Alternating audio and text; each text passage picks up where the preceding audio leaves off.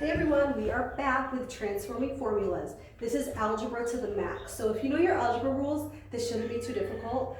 We have a formula here that I've mentioned ever since you were in 5th grade. Distance equals rate times time.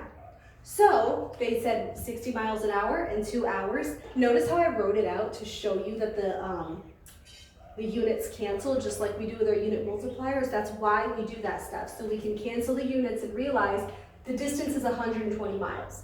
Now, I kind of took a shortcut and just did the numbers in this next one. If they say the distance is 240 and the rate is 60, I plug in 240 for D, 60 for R, and solve for T, and we end up with 4.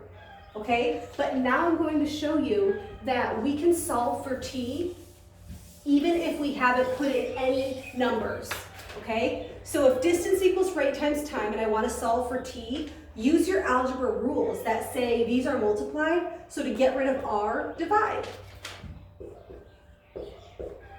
And we have time equals distance divided by rate. And that is also a viable equation. They're called symmetry equations because they're the same, they're just written in different forms. It's the symmetry property, sorry, I said it wrong. Okay, so we're gonna jump right in. There's a little line. Part of it's x, part of it's b, the whole thing is called w. So w equals x plus b. I hope you can hear me, sorry I was talking to the board. W equals x plus b, and they say solve for x. So in order to get x by itself, just get rid of the b. Right? Get rid of the b, except I can't do w minus b in my head. Usually we can do the numbers, but if we can't do it, just say w minus b. And that's it. Just, you don't have to combine them or anything because I can't put W's and B's together. So just leave it as is, and that's all there is to it. So that takes us to example 2. Circumference equals pi times diameter. So if you want to know what the diameter is, divide by pi, right? Because those are multiplied. Circumference over pi equals diameter. So just do the opposite like we would always do with numbers, except now we're just using letters. Okay, example 3. We know the area of a rectangle is length times width.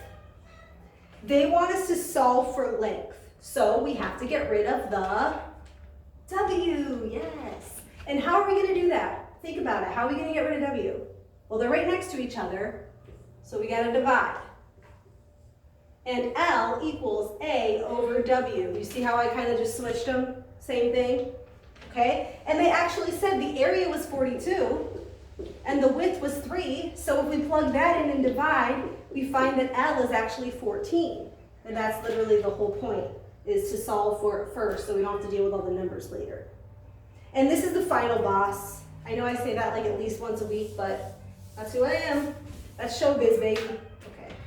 I'm not deleting this video just because I embarrassed myself. I will not. We know that the area of a circle is pi r squared. The area of a circle is pi r squared, but we want to get r by itself. So, first things first, get rid of that pi.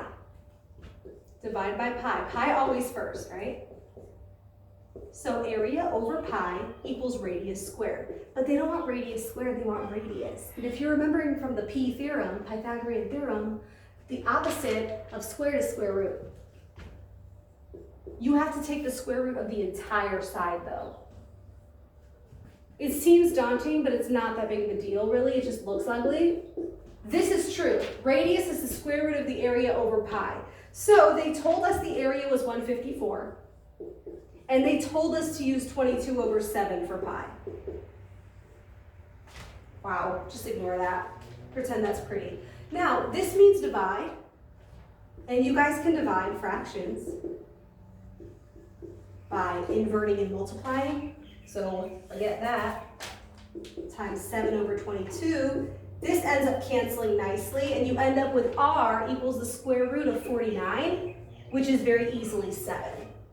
So if you just take it step at a time, it's not super difficult, but it can look crazy sometimes. So that's it. I skipped lesson 78 for a reason. The reason is that I didn't have anyone here to switch the slides for me, which is ridiculous because I don't have a pointer. So we'll go back and do that next week. Don't worry about it. Right now, transform formulas. Transform your life. I don't know why I said that, but have a great day.